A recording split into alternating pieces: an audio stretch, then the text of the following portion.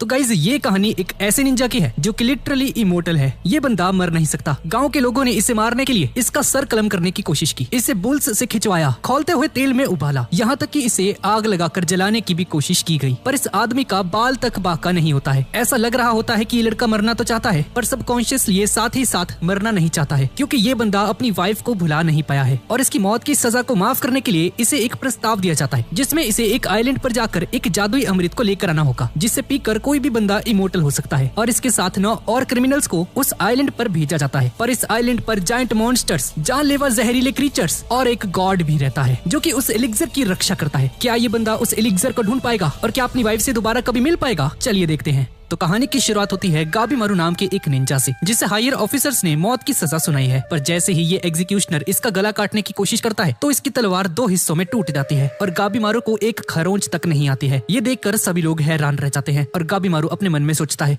मैं मर क्यों नहीं रहा? मुझे जिंदगी से अब कोई लगाव नहीं। मैंने अब तक अनगिनत लोगों को जान से मारा है। मुझे तो अब तक मर जाना चाहिए था, लेकिन क्यों? मेरे साथ ऐसा क्यों हो रहा है? गाबीमारू का जन्म इवाकाकुरे नाम के एक गाँव में हुआ था और बचपन से लेकर आज तक इसने सिर्फ असैसिनेशन टेक्निक्स ही सीखी है। एक निंजा ट्रेनिंग के दौरान बहुत सारे लोगों की जान चली जाती है, पर जो भी इसे कंप्लीट कर लेता है वो एक सुपर ह्यूमन जितना ताकतवर बन जाता है। सागरी नाम के एक ऑफिसर को जब इस बात के बारे में पता चलता है तो वो समझ जाती है कि इवागाकुरे नाम के इस विलेज के लोग इतने ज्यादा ताकतवर हैं कि एक तलवार को अपने हाथ से ही तोड़ सकते हैं। अगले दिन ये ऑफिसर्स गाबीमारू को आग में जलाकर मारने का ऑर्डर देते हैं, पर इनकी ये कोशिश भी नाकामयाब हो जाती है। जब गाबीमारू पैदा हुआ था तो गाँव के चीफ ने उसके मम्मी पापा को मारकर उसे अडॉप्ट कर लिया था और निंजा बनने के बाद पैसों के लिए लोगों को मारता था। एक दिन इसने गाँव को छोड़ने की कोशिश की, पर एक मिशन के दौरान उसके साथियों ने उसे धोखा दे दिया और ये पकड़ा गया। और गाबीमारू का मानना है कि ये सब कुछ गांव के चीफ का प्लान था, क्योंकि किसी को भी गांव के बाहर जाने की परमिशन नहीं थी और गाबीमारू ने गांव के बाहर जाने की कोशिश की। अगले दिन ऑफिसर्स भैंसों का इस्तेमाल करते हैं और गाबीमारू को मारने की कोशिश करते हैं। अगर इस टेक्निक का यूज किसी इंसान पर किया जाएगा तो उसके बीच में से 2 हिस्से हो जाएंगे, पर जब भैंसों को दौड़ाया जाता है तो गाबीमारू जोर लगाकर रस्सियों को खींच लेता है, जिससे कि ये वाला मेथड भी फेल हो जाता है। ये सब देखकर सागिरी कंफ्यूज्ड हो जाती है। अगर तुम जीना नहीं चाहते तो तुम मरते भी क्यों नहीं हो? तुम मरने से खुद को रोक क्यों रहे हो? और तुम अपने गाँव को छोड़ना क्यों चाहते थे? मैं अपने गांव में बेस्ट था। चीफ मुझे बहुत ज्यादा पसंद करते थे, इसलिए उन्होंने अपनी बेटी की शादी मुझसे करवा दी, पर मुझे उनकी बेटी बिल्कुल पसंद नहीं थी। उसने मेरी पूरी जिंदगी खराब करके रख दी थी। वो मुझे किसी माँ की तरह हर चीज समझाने लगी थी, जैसे कि दिन में एक बार प्रार्थना करो, खाना खाने से पहले भगवान का शुक्रिया अदा करो, वगैरह वगैरह। मैं उससे परेशान हो चुका था और उससे तंग आकर मैंने गाँव छोड़ने का फैसला किया। पर जाने से पहले चीफ ने मुझे एक आखिरी काम करने के लिए कहा, पर ये सब कुछ उनकी एक चाल थी, मुझे पकड़वाने के लिए। मुझे पता था अगर मैं गाँव छोड़कर भाग भी गया तो गाँव के लोग मेरा पीछा नहीं छोड़ेंगे। उस चीफ से पंगा लेना मेरी जिंदगी की सबसे बड़ी गलती थी। अब रात के समय एक ऑफिसर सागिरी को वार्निंग देता है, मेरी बात सुनिए,